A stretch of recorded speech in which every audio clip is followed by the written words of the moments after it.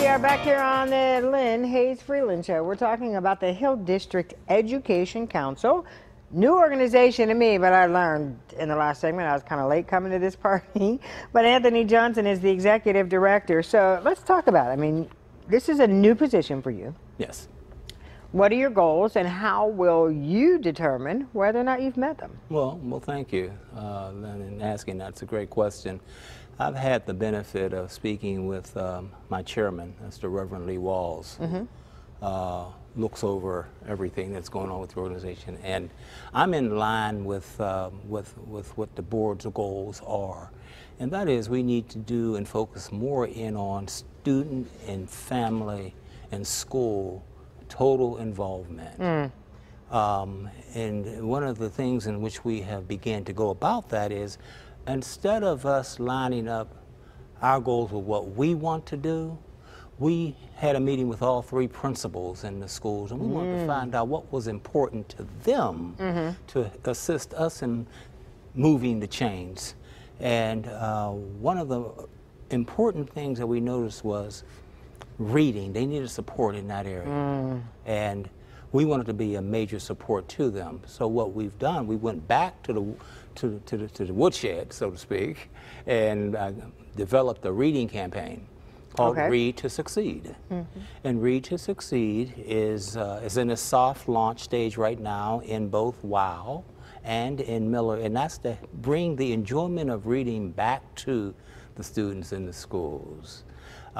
We have created a book challenge whereby between now and I guess the end of May, early June, that the students have to read 500 books. Not each. Not each. Okay, a total of 500 books. It'll break down to about 5 books. Okay. And we've engaged the parents in this because a part of this process is in parental engagement. And since we're honing more in on more student and programs and services with students and the schools and the principals themselves, the reading program has taken off in both Miller and in Pittsburgh WOW. So as part of our strategy and encompassing and helping the students and encompassing the wholeness of the child, we're looking to operate in areas of our Read to Succeed program, our Math Mechanics program, our parental engagement workshops, as well as our navigating college access for our seniors. For the older students, because no matter what, they always have a need for more and more money, no matter what. No matter what. And I don't want to run out of time. I feel like we have a lot of things to talk about, but I want to go back to UPrep now, because we've kind of talked a little bit, a lot about the little kids. And UPrep has had some bumps along the way. I mean, they certainly made news a couple years ago.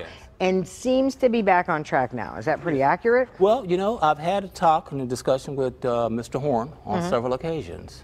And I think that the resources that are in the school now, you know, can help to, one, overcome some of the past history of what UPrep has experienced. Because, I mean, the principal itself, and all three of them that I have had the opportunity to meet and work with, are focused. They are razor sharp on what the students really need to accomplish to get beyond these hurdles.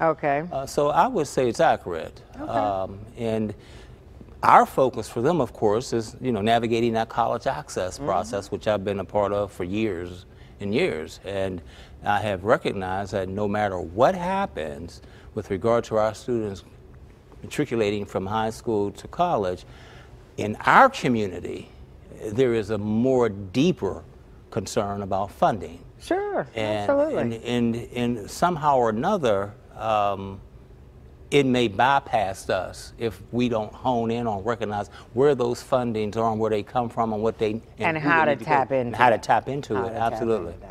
So, last question. I know you have a new website, and I'm going to be honest, I didn't put the information up on the screen, but if you tell it to me now, I'll make sure we get it in for the end of the show. Absolutely. And we made it easier. It used to be the Hill District Education Council.org, that long, but they can really cut right to the chase on this and go with www.hdecpgh.org. .org. Okay, so hdecpgh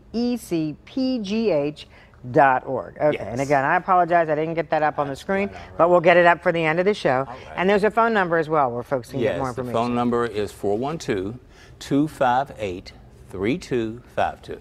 And bottom line is, parents have to get involved. Absolutely. Have to get involved. And we need that, and they can reach out to us. We are looking forward to meeting them. Perfect. We'll have to have you back in about a year and see how the first year in office has gone. Well, I would appreciate that. We're looking for much success. There you go. We're going to take a commercial break. When we come back, Ozanam is celebrating an anniversary. You will not believe which one it is, so don't go away when the Lynne Hayes-Freeland Show continues.